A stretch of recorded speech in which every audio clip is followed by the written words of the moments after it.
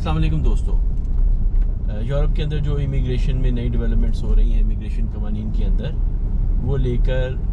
Travel dose के एक नए एपिसोड के साथ मैं दोबारा से आपकी खिदमत में हाजिर हूँ।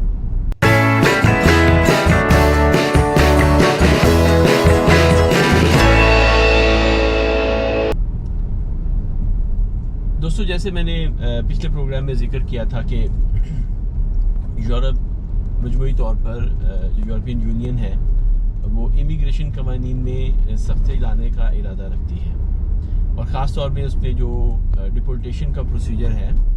उसको ज़्यादा तेज़ किए जाने का इम्कान हमें नज़र आ रहा है। जैसे मैंने बताया था कि 17 और 18 को यूरोपियन यूनियन के सरबराहान का इजलास था ब्रसल्स के अंदर। उसमें इस बात को दोबारा से अदा किया गया है, और जो यूरोपियन यूनियन की जो प्रेसिडेंट हैं उनका कहना है कि तमाम यूरोपियन ममालिक को मिलकर एक ऐसा कानून बनाना चाहिए जिसमें ख़ास तौर पर जो डिपोर्टेशन का अमल है इसको तेज़ किया जा सके। इससे पहले भी दोस्तों 2018 में ये इशू आया था, लेकिन उस वक्त तक जो यूरोपियन ममालिक थे वो बटे हुए थे, उनमें तकसीम थी और इस वजह से इस कानून के ऊपर कोई काम नहीं हो पाया था। लेकिन मौजूदा वक्त में जो यूरोप के अंदर जो इमिग्रेशन के जो सिचुएशन है, इरेगुलर अफराद की जो तादाद है, उसके साथ साथ जो अज़ाइलम और इमिग्रेशन के दीगर कवानीन जिनमें तब्दीलियाँ लाई जा रही हैं बड़ी तेज़ी से यूरोप के मुख्तलिफ ममालिक में,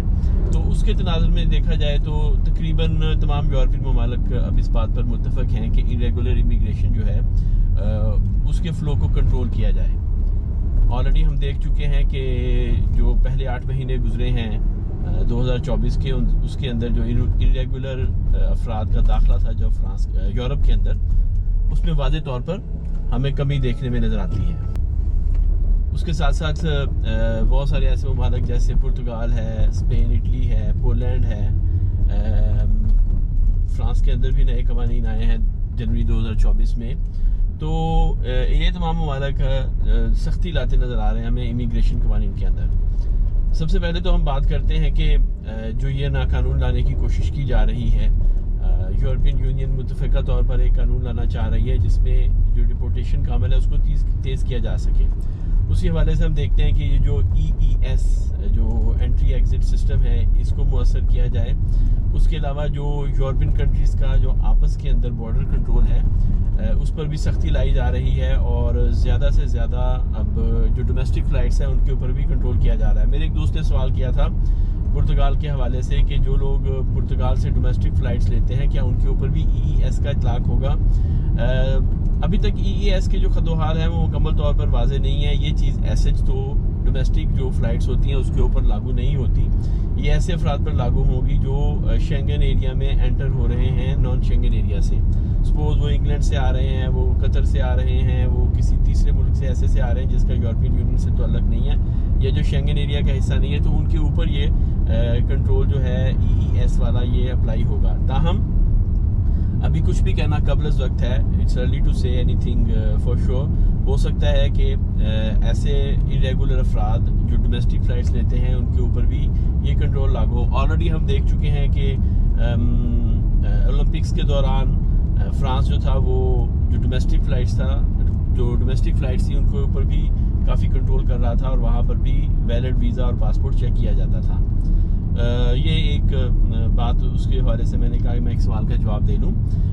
अब वापस आते हैं जो यूरोपियन यूनियन जो है जो मुख्तलिफ जो ख़ास तौर पे जो कानून बनाना चाह रही है डिपोर्टेशन के हवाले से, तो उसके ऊपर तकरीबन तमाम ममालिक का इत्तफ़ाक़ है। उसमें सिर्फ जर्मनी, फ्रांस और स्पेन का जो जुज़वी इख्तिलाफ़ हमें नज़र आया है, जो एक थोड़ा सा इख्तिलाफ़ नज़र आया है, वो इस बात पर वो उसके तरीक़ाकार के ऊपर है। क्योंकि सोचा ये चाह रहा है कि ऐसी हब्स क्रिएट की जाएं ऐसे कंट्रीज़ के अंदर जो कि यूरोपियन यूनियन से हट के हों, जैसे अल्बानिया है, जैसे दीगर कंट्रीज़ हैं, उनके अंदर ऐसे डिटेंशन सेंटर्स बनाए जाएं। ऐसे अफराद जिनको आउट पास उनका कंट्री नहीं दे रहा और वो उनको उनके कंट्री की तरफ मुमकिन नहीं है डिपोर्ट किए जाना, तो उनको इन तीसरे जो थर्ड कंट्रीज़ हैं उनमें ट्रांसफ़र किया जाए, उन डिटेंशन सेंटर्स में जहाँ पे उनको जब तक कि उनको उनके मुल्क की तरफ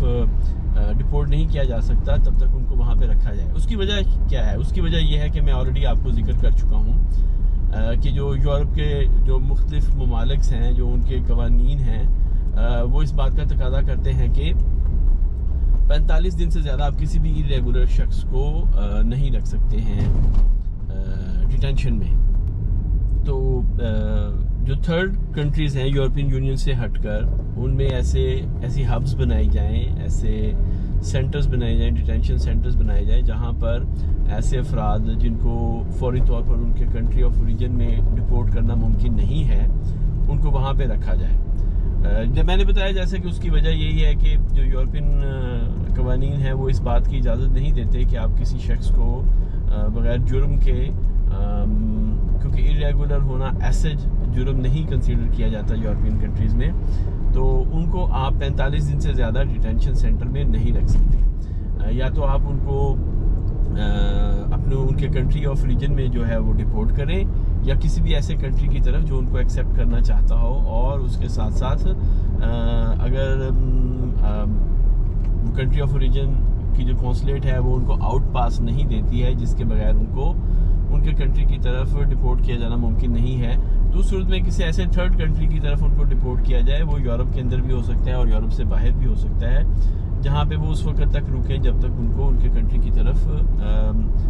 डिपोर्ट किया जाना मुमकिन नहीं है। यही शायद बात है कि जो पिछले हफ्ते जो फ्रांस के जो प्राइम मिनिस्टर हैं मौजूदा, वो एक ऐसा कानून लाने का सोच रहे हैं। जैसे मैंने आपको बताया था कि फ्रांस के अंदर जो OQTF होता है या जो सख्ती लेटर होता है, उसकी एग्जीक्यूशन की, उसके ऊपर अमल दरामद की शरह बहुत कम है। 2022 में तकरीबन 12 से 16% अफराद जो थे टोटल जिनको डिपोर्ट किया गया, मतलब अगर 100 अफराद थे तो उनमें से सिर्फ 12 या 16 अफराद को डिपोर्ट किया गया था, क्योंकि बहुत ज़्यादा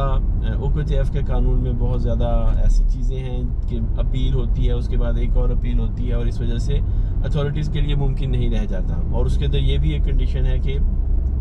कंट्री ऑफ ओरिजिन जो है वो लेसे पासे या आउट पास देगा, तो तभी उस शख्स को डिपोर्ट किया जा सकता है। तो इस हवाले से वो एक नया कानून लाने का सोच रही है फ्रांस की गवर्नमेंट, जिसके अंदर वो शायद यही सोच रहे हैं कि किसी थर्ड कंट्री की तरफ ऐसे अफराद को तब तक रखा जाए जब तक कि उनको आउट पास नहीं मिल जाता, क्योंकि 45 दिन से ज़्यादा तो आप उनको डिटेंशन सेंटर में फ्रांस के अंदर नहीं रख सकते। इसी तरह हम बात करते हैं जो जनवरी 2024 में जो कानून आया था, नया इमिग्रेशन कानून आया था, उसके अंदर कुछ ऐसी चीज़ें थी जिनको स्ट्राइक डाउन कर दिया था। जो कौंसिल साज थी, जो इनके बड़ों की कौंसिल थी, उसने उसमें से कुछ ऐसी आर्टिकल्स थे, कुछ ऐसे कवानीन थे जिनको स्ट्राइक डाउन कर दिया था मुकम्मल तौर पे, जो रिग्रुपमा फैमिलियार या फैमिली रिग्रुपिंग के हवाले से थे, ख़ास तौर पर कि जब मतलब अगर कोई फैमिली आती है, एक तो रिग्रुपमा फैमिलियार के प्रोसीजर को जो ऑलरेडी काफ़ी तवील प्रोसीजर है उसको मज़ीद मुश्किल किया जाए। उसके साथ साथ अगर फैमिली यहाँ पे आ जाती है तो 5 साल तक वो जो प्रेस्टासियों सोशल जिसको हम बोलते हैं, जो सोशल सर्विसेज होती हैं, उसको वो सोशल बेनिफिट्स को वो अवेल नहीं कर पाएंगे। तो हुकूमत ये भी सोच रही है कि दोबारा से वो जो आर्टिकल्स जिनको स्ट्राइक डाउन किया गया था उनको किसी तरह से दोबारा से उस आइन का, उस कानून का हिस्सा बनाया जाए। उसकी वजह शायद यही है कि यूरोप के अंदर मजमूई तौर पर हम देख रहे हैं कि इमिग्रेशन के मामला में सख्ती आ रही है, और उसके साथ साथ जो मौजूदा हुकूमत है वो शायद एक्सट्रीम दुआत या जिसको हम इंतहाई दाएं बाजू की जमातें हैं उनकी हिमायत हासिल करना चाहती है, ख़ास तौर पे जो बजट सेशन आने वाला है उसके अंदर। तीसरी तरफ हम देखते हैं कि इटली के अंदर जो सूरत हाल है, इटली ने मतलब पहला ग्रुप जो था 16 अफराद का, उसको एक डिटेंशन सेंटर है अल्बानिया में उन्होंने 2 डिटेंशन सेंटर्स बनाए हैं, और उनका इरादा यही है कि जो कानून पास किया गया है मौजूदा हुकूमत ने, इटली की मौजूदा हुकूमत ने जो कानून पास किया था कि जो भी अफराद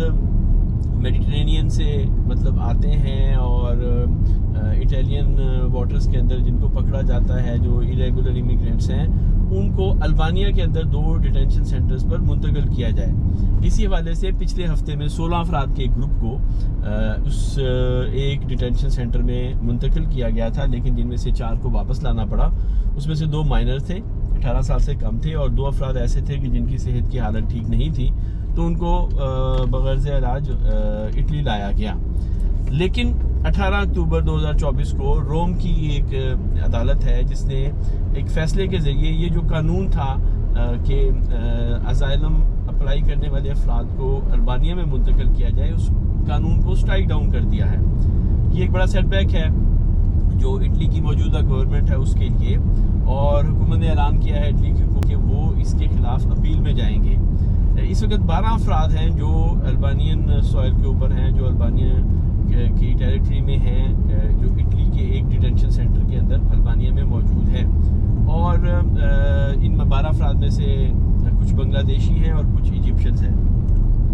और कोर्ट ने ऑर्डर दिया है कि इन अफराद को वापस इटालियन सॉइल के ऊपर लाया जाए। देखते हैं कि उसमें क्या डेवलपमेंट्स होती हैं। ऑब्वियसली जब हुकूमतें जो होती हैं वो इस बात पे मुसर हो कि उन्होंने कोई कानून पास करवाना है, तो वो अपनी कोशिश को जारी रखती हैं। और जिस हवाले से यूरोपियन यूनियन का दबाव है, लोकल पॉपुलेशंस का दबाव है अपनी अपनी हुकूमतों के ऊपर कि इमिग्रेशन की वजह से उनको बहुत सारे मसाइल का सामना करना पड़ रहा है, उनको जॉब्स नहीं मिल रही, घर किराए पे नहीं मिलते, उनको घरों के किराए बढ़ गए हैं, जो डेली इस्तेमाल की चीज़ें हैं, जो अशियाए ज़रूरत होती हैं डेली की, उनमें बेतहाशा इजाफा हो रहा है, महंगाई में इजाफा हो रहा है। तो ये तमाम चीज़ें हुकूमतों के ऊपर दबाव डाल रही हैं, जिस वजह से इमिग्रेशन कवानीन में हमें सख्ती देखने में नज़र आ रही है और मज़ीद सख्ती होगी। मज़ीद आपसे मुलाकात करेंगे, आज की यही खबरें थी। मज़ीद आपसे अगले प्रोग्राम में बात करेंगे इमिग्रेशन के साथ साथ इस बात पर भी कि अगर आप ऑलरेडी यूरोप के अंदर मौजूद हैं तो आप क्या कर सकते हैं, जो मौजूदा कवानीन आ रहे हैं उसको आप कैसे बेहतर अंदाज से डील कर सकते हैं, टैकल कर सकते हैं। कोशिश करूँगा कि लॉयर्स के साथ मिलकर कुछ सेशन करूँ, आपको कुछ कानूनी मशवरे दे सकूँ। आप अपने सवालात भिजवाइए मुझको, मैं आपके सवालात पढ़ता हूँ और मैं कोशिश करता हूँ कि अपने प्रोग्राम्स में उनका जवाब भी दूँ। अपना बहुत ख्याल रखिएगा। आपसे अगले प्रोग्राम में मुलाकात होती है। इजाज़त चाहता हूँ। अल्लाह हाफिज़।